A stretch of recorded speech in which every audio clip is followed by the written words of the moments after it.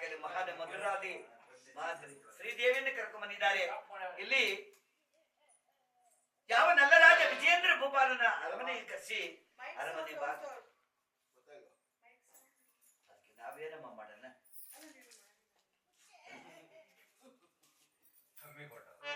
ಬ್ಯಾಡ ಬರೋದೇ ಬೇಡ. ಏನ್ ಬೇಕು ನೀವು? ಏನ್ ಬೇಕು?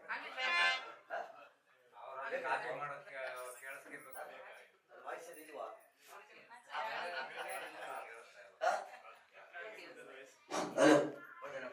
ಅದೇನು ಮಾಡಿ ಆಗ ವಿಜೇಂದ್ರ ಭೂಪಾಲ ತನ್ನ ಅರಮನೆಗೆ ಬರ್ಗದೆ ನಗರಾಜ ಅರಮನೆ ಕರೆಸಿದ್ದಾರೆ. ವಿಜೇಂದ್ರ ಭೂಪಾಲನ ಯಾರಪ್ಪ ಕಾಲ್ ತೊಳೆಯೋರು? ಗಂಡಿ ಕಾಲ್ ತೊಳಿಬೇಕಲ್ಲಪ್ಪ. ತಂದೆ ತಾಯಿ ಇಲ್ದ ಮೇಲೆ ಎಲ್ಲ ಅವರು ಇಲ್ಲಪ್ಪ. ಅಣ್ಣ ಇದಾರಲ್ಲ, ತಂದೆ ಸಮಾನವಾಗಿದ್ದಾನೆ, ಅಣ್ಣ ಇದ್ದಾನಲ್ಲ, ಕರೆಸಿದ್ರಂತೆ ಕಣಮ್ಮ. ವಿಜೇಂದ್ರ ಭೂಪಾಲನ ಮುಖ ನೋಡಿ ತಂಗಿ ಒಳಗಡೆ ನಿಂತವಳೆ. ವಿಜೇಂದ್ರ ಭೂಪಾಲ ನೋಡಿಕೊಂಡು, ಅಣ್ಣ ವಿಜೇಂದ್ರ ಭೂಪಾಲನ ಪಾದಗಳನ್ನು ವಿಜೇಂದ್ರ ಭೂಪಾಲನ ಪಾದವನ್ನು ಗಣ್ಯರನ್ನೆಲ್ಲ ತೊಳೆದುಬಿಟ್ಟಂತೆ ಕಣವ ಮಹನ ಭಾವ. ಭಾವ, ತಂದೆ ತಾಯಿ ನನ್ನ ತಪ್ಪದಿ ನನ್ನ ತಂಗಿ, ತಂದೆ ತಾಯಿ ಇಲ್ಲವಲ್ಲ ಅಂತ ನೆನಪಿಲ್ಲದೆ ತನ್ನ ತಂಗಿಯನ್ನು ಕಾಪಾಡಿದಿನಪ್ಪ. ಇನ್ನೇನು ತನಕ ನನ್ನ ತಂಗಿಗೆ ಮುಂದೆ ಪತಿ, ತಂದೆ, ತಾಯಿ, ಬಂಧು ಬಳಗ ಎಲ್ಲವೂ ನೀನೆಯಪ್ಪ. ನನ್ನ ತಂಗಿಯನ್ನ ಸುಖದಿಂದ ಕಾಪಾಡು ಭಾವ. ಅವರ ಪಾದವನ್ನು ತೊಳೆದು, ಪನ್ನೀರಿನಿಂದ ಪಾದವನ್ನು ತೊಳೆದು, ಅವರ ಪಾದಕ್ಕೆ ಅರ್ಶಿನ ಕುಂಕುಮವನ್ನು ಹಚ್ಚಿ ಅವರ ಪಾದವನ್ನು ನಮಸ್ಕರಿಸ್ತಾ ಇದ್ದೇನೆ ಭಾವ. ಅರಮನೆ ಒಳಗಡೆ ಬರಮಾಡಿಕೊಂಡಿದ್ದಾರೆ. ಇಲ್ಲಿ ಸ್ವಯಂವರ ಮಂಟಪ ಸಿದ್ಧವಾಗಿದೆ. ಮಂತ್ರ ಘೋಷಣೆ ನಡೀತಾ ಇದೆ. ಯಾಗ ಮಂಟಪದಲ್ಲಿ ಯಾಗ ನಡೀತಾ ಇದೆ. ದೇವಾಲಯಗಳಲ್ಲಿ ಪೂಜೆ, ಪುನಸ್ಕಾರ, ಯಾಗ, ಹೋಮ ಮತ್ತು ಹೋಮಗಳು ನಡೀತಾ ಇದ್ದಾವೆ. ದೇವಾಲಯದಲ್ಲಿ ರಾಜ್ಯದಲ್ಲಿ ಎಲ್ಲಿ ನೋಡಿದ್ರು ಮುತ್ತಿನ ಪರ್ವಗಳು ನಡೀತಾ ಇದೆ. ಅನ್ನ ಚಂದ್ರ ಅನ್ನದಾನ ಸಾಂಗೋಪಾಂಗವ ನಡೀತಾ ಇದೆ. ಇದೆಲ್ಲವನ್ನು ವಿಜೇಂದ್ರ ಭೂಪಾಲ ನೋಡಿ, ಹಬ್ಬ ಏನು ಏನಿ ಆನಂದದ ವೈಭವ ಆಗಿರಪ್ಪ. ಆಗ ಬೆಳಗಾದ ಕೂಡಲೇ ಏನೇ ಶಾಸ್ತ್ರೋಕ್ತರ ಏನ್ ಮಾಡ್ಬೇಕಂತ ಎಲ್ಲವನ್ನು ಮಾಡಿಬಿಟ್ಟಿದ್ದಾರೆ. ಮಂಗಳಾರತಿ ಮಾಡಿ ಸ್ವಾಮಿ, ಮಂಗಳಾರತಿ ಮಾಡಿ ಒಂದು ಕಾಯಿ ಮಂಗಳಾರತಿ ಮಾಡಿ ಯಮ ಬಾಮ ಕಾಯಿ ಮಾಡಿ ಇಲ್ಲಿ ಪುರೋಹಿತರು ಬಂದಿದ್ದಾರೆ. ಮಂತ್ರಿ ಕೃಷ್ಣ ನಡೀತಾ ಇದೆ. ಮದುವೆ ಹತ್ತಿರ ಬಂದ್ಬಿಡ್ತು. ತಾಯಿ ಶುಕ್ರವಾರ 19 ಕನ್ಯಾ ಲಗ್ನದಲ್ಲಿ ಇವರಿಬ್ಬರಿಗೆ ವಾಸ ಮಾಡ್ತಾ ಇದ್ದಾರೆ. ಸ್ವಪ್ನ ಸಾವಧಾನ, ಸಾವಧಾನ, ಶ್ರೀಲಕ್ಷ್ಮೀ ನಾಮ ಸಾವಧಾನ, ಮಾಂಗಲ್ಯಂ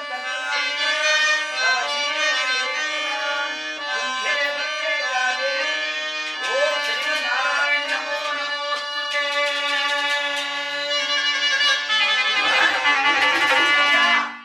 ಸುಂದರಾಂಗಿಯ ಪ್ರೇಮ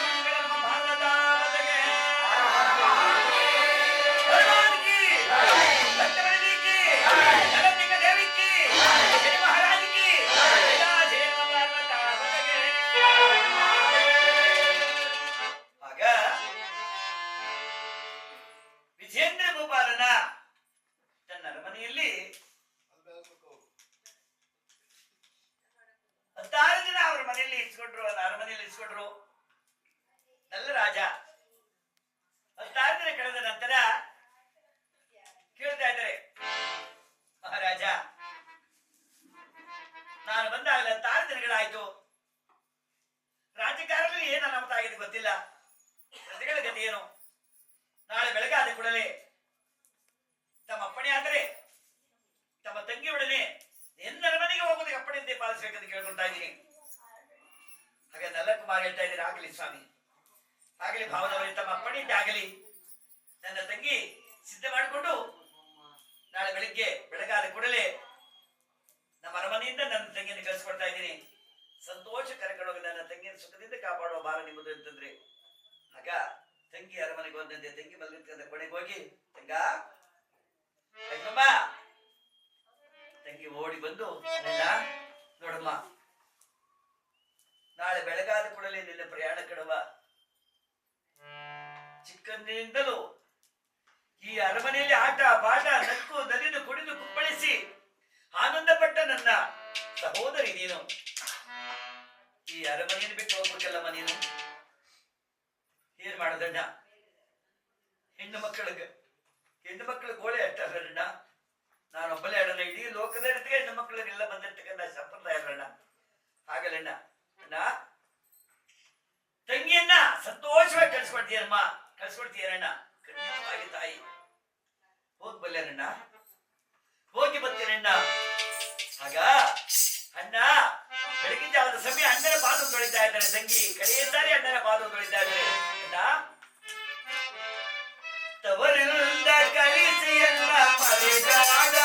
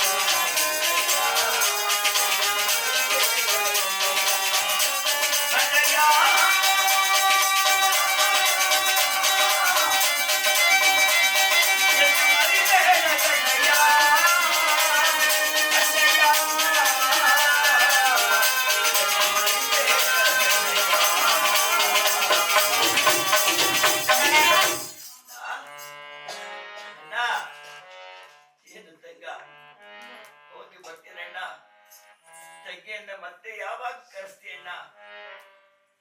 ಹೋಗಿ ಅಣ್ಣ ತಂಗಿಯನ್ನು ಬಾಚಿಸಬಿಟ್ರಂತೆ ಅಣ್ಣ. ಆ? ಸಣ್ಣ ಮಗುವಿನಿಂದಲೂ ನಿನ್ನ ಅಗಲಿ ನಾನಿರ್ಲಿಲ್ವಲ್ಲಮ್ಮ. ಇವತ್ತು ತವರು ಮನೆಯಿಂದ ನಿನ್ನ ಯಾವ ರೀತಿ ಕಳ್ಸಿಕೊಳ್ಳಿ ತಾಯಿ? ನಿನ್ನನ್ನು ಕಳಿಸುವುದಕ್ಕೆ ನನ್ನ ಮನ ಬಾರದಲ್ಲವ್ವ.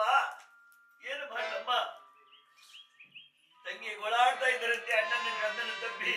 ಅಣ್ಣನ ತಂಗಿ ಗೋಳಾಡ್ತಾ ಇದ್ದಾರೆ. ಅಮ್ಮ ನನ್ನ ತಂಗಿ ನೀನಮ್ಮ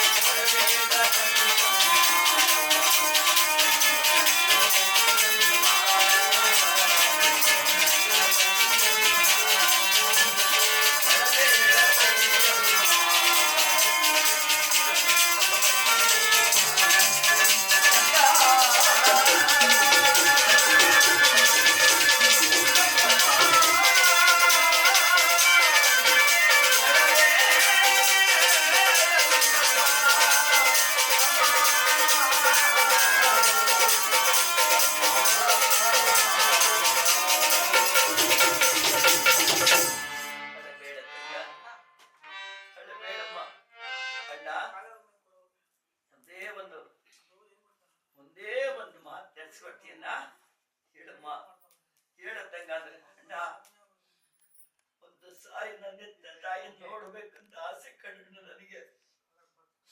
ನನ್ನ ಜನ್ಮದಾತೆ ಇದ್ದಿದ್ದರೆ, ನನ್ನ ತಾಯಿ ಇದ್ದಿದ್ದರೆ, ನನ್ನ ತಾಯಿ ತಪ್ಪಿ ಆನಂದ ಪಟ್ಟು ತಾಯಿ ಮಡಿಯಲ್ಲಿ ಕಣ್ಣೀರಿಟ್ಟು ಹೋಗಬೇಕಣ್ಣ. ಆದ್ರೆ ತಾಯಿ ನೆನಪು ನನಗೆ ಬಹಳವಾಗಿ ಕಾಡ್ತಿದೆ ಅಣ್ಣ. ಎತ್ತ ತಾಯಿ ನೋಡ್ಬೇಕಲ್ಲ ನಾನು. ಅಯ್ಯೋ ಪರಮಾತ್ಮ, ತಂಗ ಇಲ್ಲದೆ ಇರ್ತಕ್ಕಂಥ ವಸ್ತುವನ್ನು ಎಲ್ಲಿ ತಂದು ಕೊಡಲಮ್ಮ. ಹೋಗಿ ಬರ್ತೀನಣ್ಣ, ಹೋಗಿ ಬರ್ತೀನಣ್ಣ. ಮಂತ್ರಿ ತಾತ, ಏನಪ್ಪ ನನ್ನ ತಂಗಿಗೆ ಬಡವರಿಯಾಗಿ ಏನು ಕೊಡ್ತಾ ಇದ್ದೀನಿ ತಾತಪ್ಪ? ಲೋಕದಲ್ಲಿ ಕೊಡುವ ಹೆಣ್ಣು ಮಕ್ಕಳಿಗೆ ಎಷ್ಟು ಕೊಡ್ತಾರೆ ಅದ್ರ 10 ಪಟ್ಟು ಕೊಟ್ಟಿದ್ದೀನಿ. ಬೇಡ ತಾತ, ಬೇಡಪ್ಪ. ಭಂಡಾರದಲ್ಲಿ ಭಂಡಾರ ಎಷ್ಟಿದೆ ತಾತ? ಅಪ್ಪ 8 ಹೊಟ್ಟೆವರಷ್ಟು ಬಂಗಾರ ಇದೆಯಪ್ಪ. ಅಷ್ಟನ್ನು ವೆಚ್ಚ ಮಾಡಿಬಿಡುತ್ತಾನೆ. ಸಕಲ ಸಾಮ್ರಾಜ್ಯವು ನನ್ನ ತಂಗಿಯಿಂದ ಹೋಗಲಿ ತಾತ. ನನ್ನ ತಂಗಿ ಎಂತ ತಾಯಿ ಇದ್ದರೆ ಏನೇನು ಕೊಡುವರಂತ ನನ್ನ ತಂಗಿ ನೈಬಾರ್ದು ತಾತ. ನನ್ನನ್ನು ಎಂತ ತಾಯಿಯಿಂದ ನನ್ನನ್ನು ಕಾಪಾಡಿದ್ದಾಳೆ ತಾತ. ನನ್ನ ತಂಗಿ ದಿನನಿತ್ಯ ನನ್ನ ಪಾದ ಪೂಜೆ ಮಾಡವಳೆ, ನನಗೆ ತುತ್ತುಣಿಸಿದ್ದಾಳೆ, ಮುತ್ತುಣಿಸಿದ್ದಾಳೆ, ಮುತ್ತಿಕ್ಕಿದ್ದಾಳೆ. ನನ್ನ ತಂಗಿ ಕಣ್ಣೀರು ಆಗ್ಬಾರ್ದು ತಾತ. ಕಳಿಸ್ಬಿಡು ತಾತ, ಏನ್ ಬೇಕೋ ಎಲ್ಲ ಕಳಿಸ್ಬಿಡು ತಾತ. ಅಂದಾಗ ಅಣ್ಣ ಅಂದಾಗ ಈ ಅಣ್ಣ ಬಾಜಿ ತಪ್ಪಿ ಹೋಗುಗಯ ತಂಗಿ ಕಣ್ಣೀರ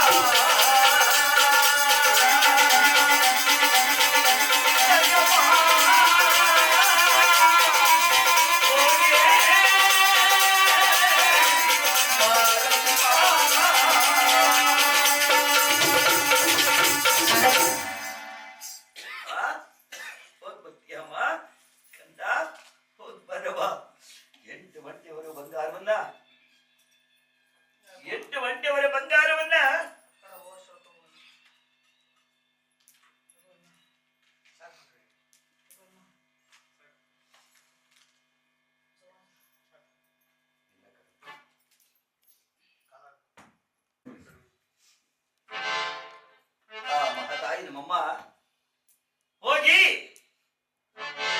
ಅರಮನೆಯ ಬಾಗಿಲನ್ನ ತಾಳ್ತಿದ್ದಂಗೆನೆ ಅಮ್ಮ ಆಕೆ ಜೊತೆಲಿರ್ತಕ್ಕಂಥ ಹೆಣ್ಣು ಮಕ್ಕಳಿದ್ರಲ್ಲ ಮುತ್ತೈದೆಯರು ಅಮ್ಮ ಅರಮನೆ ಬಾಗಿಲಿಂದ ಹಿಡಿದು ರಥದವರೆಗೂ ಹೂವಿನ ಹಾಸಿಗೆ ಹಾಸ್ಬಿಟ್ಟವ್ರಂತೆ ಕಣಮ್ಮ. ತಾಯಿ ಹೂವಿನ ಮೇಲೆ ನಡೆಸ್ಕೊಂಡು ಹೋಗ್ಬೇಕಂತ ಹೆಣ್ಣು ಮಕ್ಕಳುಗಳಮ್ಮ, ಹಿರಿಯರು ಗುರು ಹಿರಿಯರು ಮುತ್ತೈದರೆಲ್ಲ ಹೇಗೆ ನಿಂತ್ಬಿಟ್ಟರೆ ತಾಯಿ ಕಳ್ಸ್ಕೊಳಕ್ಕೆ. ಅಮ್ಮ ಇಷ್ಟೆತ್ರ ಹೂವು ಹಾಕ್ಬಿಟ್ಟಿರ್ತದೆ ಕಣಮ್ಮ ತಾಯಿ ಹೋಗೋದಕ್ಕೆ.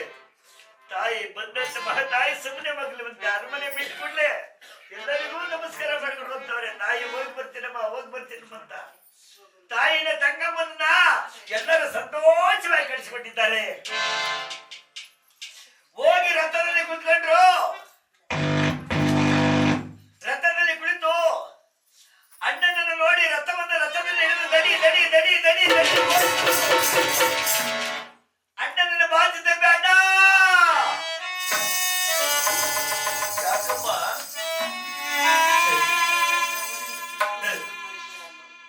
ಹೋಗಲಾರೆ ನನ್ನ ಪತಿ ದೇವರ ಮನೆಗೆ ನಿನ್ನನ್ನು ಬಿಟ್ಟು ಹೋಗುವುದಕ್ಕೆ ಮನ ಬಾರದಣ್ಣ. ಹಾಗಲ್ಲ ಮಾಡಮ್ಮ, ನನ್ನ ಬೇಡ ತಾಯಿ, ಹೋಗಿ ಬಾರಮ್ಮಂತ ತಂಗಿನ ಕರೆಗೊಂಡು ರಥದಲ್ಲಿ ಕೊಡಿಸ್ಕೊಂಡಂತೆ ರಥ ಮುಂದಕ್ಕೆ ಸಾಗಿ ಹೋಗ್ತಾ ಇದೆ. ಬನ್ನಿ ಕೈ ಹಿಡ್ಕೊಂಡು ಇಲ್ಲೇ ಸಾಗಿ ಬರೋದು, ಇಲ್ಲೇ ಪ್ರತ್ಯಕ್ಷ ಆಗುತ್ತಾನೆ. ಕೈ ಹಿಡ್ಕೊಂಡು ದರ್ಶನ ಮಾಡಿ. ಆಗ ಮಹಾನುಭಾವನ ಆಯ್ತು ಗಂಡ. ಮುಂದೆ 7 ರಥ, ಹಿಂದೆ 7 ರಥ, ಮಧ್ಯಭಾಗದಲ್ಲಿ ವಿಜೇಂದ್ರ ಭೂಪಾಲ ರಥ. ನನ್ನ ತಂಗ ವಿಜೇಂದ್ರ ಭೂಪಾಲ ಆತನ ಗುಪ್ತ ಘೋರರೆಲ್ಲ ಸೇರಿ ಆ ರಥದಲ್ಲಿ ಕುತ್ಕೊಂಡು ಹೋಗ್ತಾವ್ರೆ. ಹೋಗುವಾಗ ಕಾಡು ಮೇಡುಗಳೆಲ್ಲ ಹಂಗೆ ಹೋಗ್ಬೇಕಂತೆ. ಕಾಶಿ ಪಟ್ಟಣಕ್ಕೆ ಹೋಗುವಾಗ ಅಘೋರವಾದ ಕಾಡಿನ ಮಧ್ಯಭಾಗದಲ್ಲಿ ಹೋಗ್ತಾ ಇದೆ ರಥ. ಹೋಗ್ತಿರುವಾಗ ನೋಡಿ ಆ ವೇಳಿಗೆ ಸರಿಯಾಗಿ ಕಾಯಿ ಹೊಡ್ಕೊಳ್ಳಿ ಭಗವಾನ್ ಶಿರಾಕ್ಷರ ಸ್ವಾಮಿ ರಥ ಜನ ಮಹಾರಾಯ ರಥ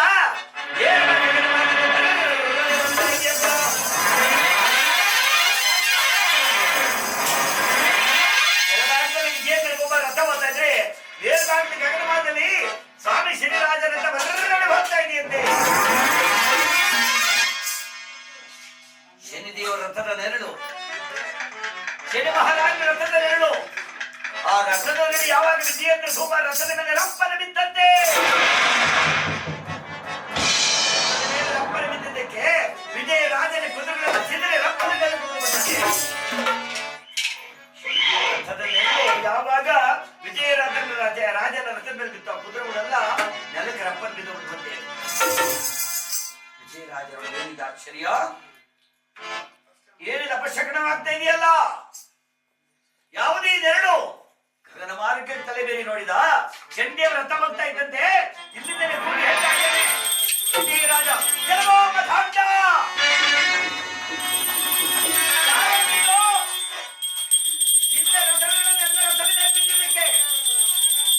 ನನ್ನ ರಥದ ಕುದುರೆ ಚಿದ್ರೆ ಹೋಗುವುದು ಮೂರ್ಖ. ನೀನಂತಹ ಗಂಡಿಗಳಾಗಿದ್ರೆ ಬಾರ ನೋಡೋ ನೆರಳಿಗೆ ಅಂದ. ಯಾರೆಂತ ಮಾಯಾವಿಯ ನೀನು? ನಿನ್ನ ರಥಗೆ ನೆಂಟ ರಥ ಬಂದಿದ್ದು ಅಂದಾಗ ಶನಿ ಮಹಾರಾಯ ಮುಂದಕ್ಕೆ ಹೋಗಲು ಕಾಕ ವಾಹನ ಮಾತಿಂದ ಕೇಳಬಿಟ್ಟ. ಇಲ್ಲಿ ಕೇಳು, ಗಗನ ಮಾರ್ಗದಲ್ಲಿ ಚಂದ್ರ ರಥವೇನೆಂದ್ರೆ ಗಗನ ಮಾರ್ಗ ನಿಂತು ಎಲ್ಲವೋ ವಿಜಯ ವಿಜಯನೇ ವಿಜಯ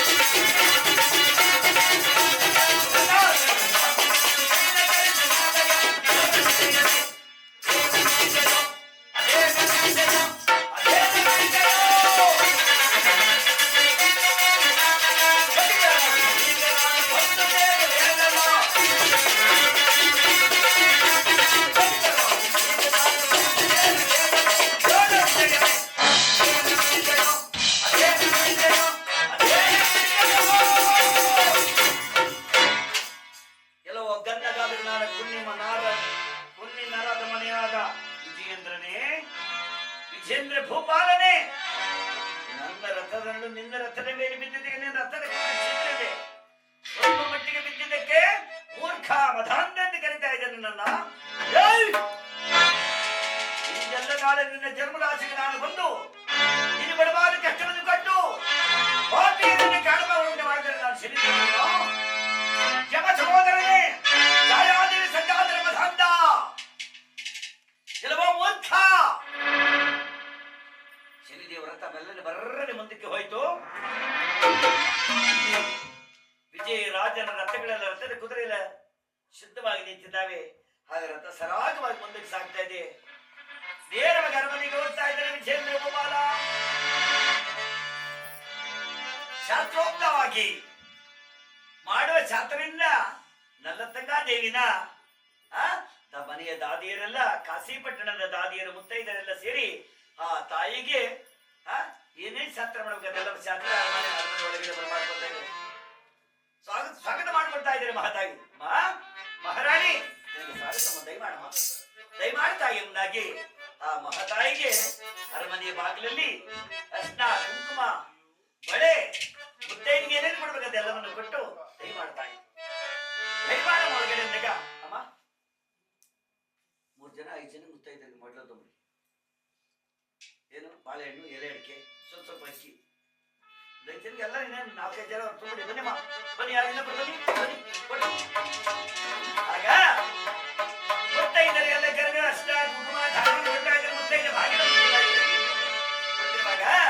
ಇಲ್ಲಿ ಮಹಾತಾಯಿ ನಮ್ಮಮ್ಮ ಅರಮನೆ ಒಳಗಡೆ ಪ್ರವೇಶ ಮಾಡ್ತಾ ಇದ್ದಾರಮ್ಮ. ಹೇಳ್ತಾರೆ ಒಂದು ಹೆಣ್ಣು ಬಂದ ಕಾಲ ಹೆಣ್ಣು ಬಂದ ಕಾಲ ಜಲ ನೋಡಿ ಬಾವಿ ತೆಗಿ, ಕುಲ ನೋಡಿ ಹೆಣ್ಣು ತೆಗಿ, ಜಾತಿ ನೋಡಿ ಓದಿ ತೆಗಿ ಅಂತ ಹೇಳ್ತಾರಂತೆ. ತಾಯಿ ಅರಮನೆ ಒಳಗಡೆ ಪಾದ ಬಿಡ್ತಾ ಇದ್ದಾರೆ. ಅರಮನೆ ಒಳಗಡೆ ಒಂದು ಪಾದ ಇಟ್ಟುಕೊಂಡೆ ಅರಮನೆ ಒಂದು ಸರಿ ತೆಂಗಿನ ಬೆಳಕಾಗಿದೆ.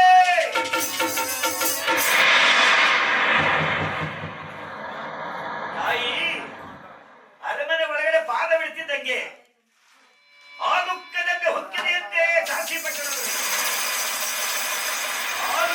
ಹೊಕ್ಕಿದೆ. ಎಲ್ಲಿ ನೋಡಿದರೆ ಮುತ್ತಿನ ತೋರಣ, ಎಲ್ಲಿ ನೋಡಿದರಲ್ಲಿ ಆನಂದವಾದ ಸಾಧನೆ ನಡೀತಾ ಇದೆ. ಮುಂದೆ ಬರ ಒಬ್ಬರು ರೆಡಿ ಮಾಡ್ಕೊಡಮ್ಮ, ರೆಡಿ ಮಾಡ್ಕೊಡಿ, ಸತ್ತ ರೆಡಿ ಮಾಡ್ಕೊಡಿ. ಆಗ ಮಹಾನುಭಾವರ ಇದರಿಂದ ತಾಯಿ ನಮ್ಮನ್ನ ಬರಿ ಮಾಡ್ಕೊಂಡಿದ್ದಾಗ ಆ ದುಃಖದಿಂದ ಮುಖ್ಯತೆ ಮಹತಾಯಿ ಯೋಚನೆ ಮಾಡ್ತಾ ಇದ್ದಾರೆ. ಒಂದು ಸಾರಿ ಮಂತ್ರಿಗಳು ಮಂತ್ರಿಶೇಖರ ಏನು ಮಹಾರಾಣಿ ನಾನು ನಗರ ಪ್ರವೇಶ ಮಾಡ್ಬೇಕಿಲ್ಲ, ನಮ್ಮ ರಾಜ್ಯವನ್ನು ಒಂದು ಸಾಕು ಸುತ್ತಾಡ್ಕೊಂಡು ಬರ್ಬೇಕಂತ ಆ ರಾಜ್ಯವನ್ನು ಸುತ್ತಾಡ್ಕೊಂಡು ಬರ್ತಾ ಇದ್ದಾರೆ. ಮಹತಾಯಿ ನಮ್ಮ ರಥದಲ್ಲಿ ಕುಳಿತು ನಮ್ಮ ಮಹಾರನ್ನಾಮ ಪ್ರತಿದೇವರ ರಾಜ್ಯ ಯಾವ ರೀತಿ ಆಗಿದೆ, ಸುಭಿಕ್ಷವಾಗಿದೆಯಾ, ಮಳೆ ಬೆಳಗಿನಿಂದ ಕೂಡ ಆನಂದವಾಗಿದೆ ಅಂತೆಲ್ಲ ನೋಡ್ಕೊಂಡು ಬರುವಾಗ ದೇವಸ್ಥಾನಗಳೆಲ್ಲ ಸೊಡಲಾಗಿರುವಂತೆ, ದೇವಾಲಯಗಳೆಲ್ಲ ಬೆಳಕು ಬಿಟ್ಟು ಸೊಡಲಾಗಿರ್ತಂತೆ. ಮಂತ್ರಿವಾಗಿದೆ ಏನಿದು, ನನ್ನ ಪ್ರತಿದೇವರ ರಾಜ್ಯದಲ್ಲಿ ದೇವಾಲಯಗಳೆಲ್ಲ ಸೊಡಲಾಗಿದೆ, ಅನ್ನ ಛತ್ರದಲ್ಲಿ ಅನ್ನದಾನ ಮಾಡೋದಕ್ಕೆ ಸಗ ಜೊತೆ ಇಲ್ಲದಂತಾಗಿದೆಯಾ ಅಮ್ಮ? ಅದಕ್ಕೆಲ್ಲ ಬಹಳ ಹಣ ಖರ್ಚಾಗ್ತದಮ್ಮ, ಚಿಂತೆ ಮಾಡಬೇಡಿ. ನೋಡಿ ನಮ್ಮ ಅಣ್ಣ 8 ಒಂಟೆವರು ಬಂಗಾರವನ್ನು ಕಳಿಸಿದ್ದಾನೆ.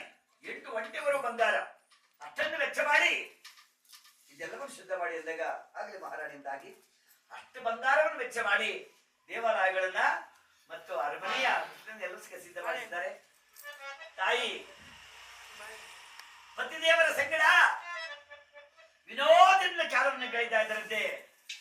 ಒಂದು ದಿನ ಅರಮನೆಯಲ್ಲಿ ನವದಂಪತಿಗಳಿರೋಷ್ಟಕ್ಕೆ ಆನಂದವಾಗಿ ಕಾಲವನ್ನು ಕಳೆದ ತಾಯಿ ತಂತಿಯನ್ನು ಮೆಟ್ಟಿದ್ದ, ವೀಣೆಯನ್ನು ಬಾರಿಸಿದ್ದ, ತಂತಿ ಮೆಟ್ಟಿದ್ದ ಮಹಾರಾಜನ ವಿನೋದದಿಂದ ಕಾಲವನ್ನು ಕಳೀತಾ ಇದ್ದಾರಪ್ಪ.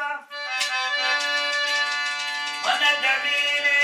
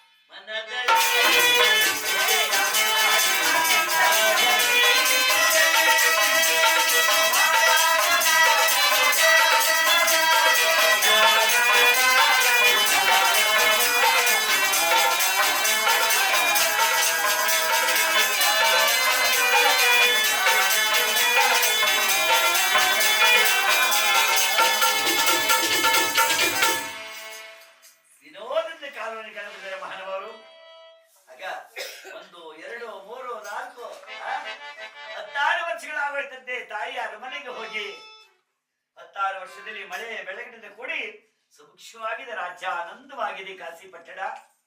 ತಾಯಿ 12 ವರ್ಷಗಳಲ್ಲಿ ತಾಯಿ ನೆಲ್ಲತಂಗ ವಿಜೇಂದ್ರ ಭೂಪಾಲಿಗೆ 7 ಮಕ್ಕಳ ತಾಯಿ ನೆಲ್ಲತಂಗ, 7 ಮಕ್ಕಳ ತಾಯಿ ಆಗಿದ್ದಾರೆ ನೆಲ್ಲತಂಗಾದೇವಿ.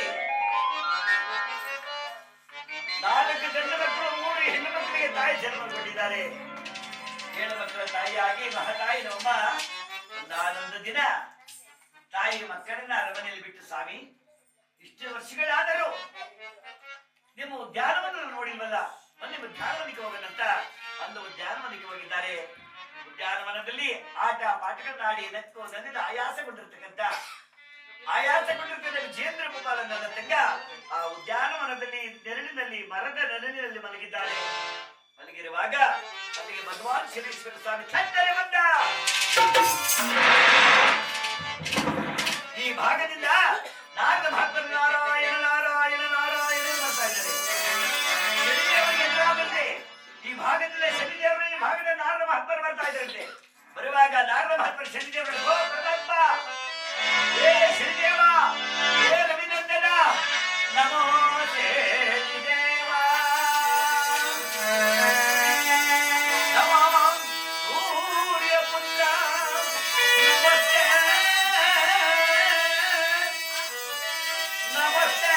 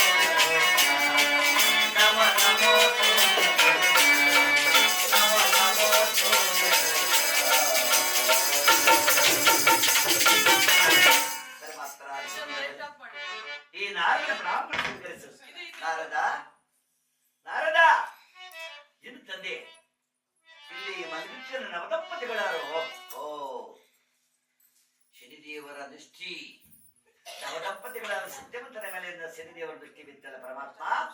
ಅವರು ಮಹಾ ಸತ್ಯವಂತರಪ್ಪ, ಮಹಾನ್ ಇಷ್ಟವಂತರ ಸ್ವಾಮಿ. ಅವರ ಮೇಲೆ ತಮ್ಮ ದೃಷ್ಟಿ ಅಲ್ಲಯ್ಯ. ಯಾವಯ್ಯ ಸ್ವಾಮಿ?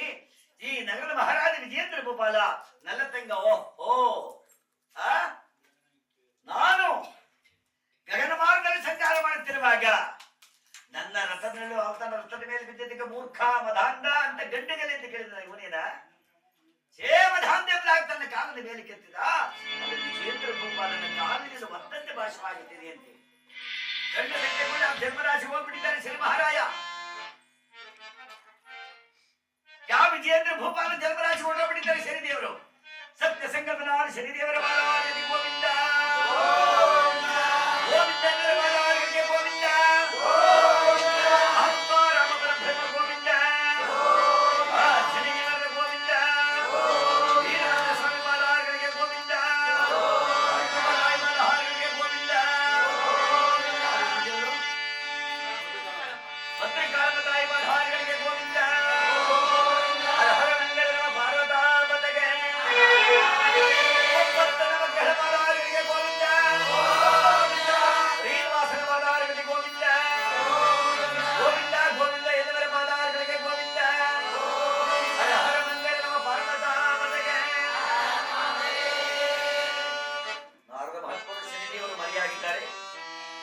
ವಿಜೇಂದ್ರ ಭೂಪಾಲ ಅರಮನೆಗೆ ಹೋಗ್ತಾ ಇದ್ದ ಸತಿಯನ್ನು ಕರ್ಕೊಂಡು ಹೋದಾಗ ಮಲಗದಾಗೆಲ್ಲ ಶನಿದೇವರ ಶನಿದೇವರು ಒಂದಂತೆ ಜ್ಞಾಪಕ ಭಾಷವಾಗ್ತಿದ್ದು ಏನಿದೆ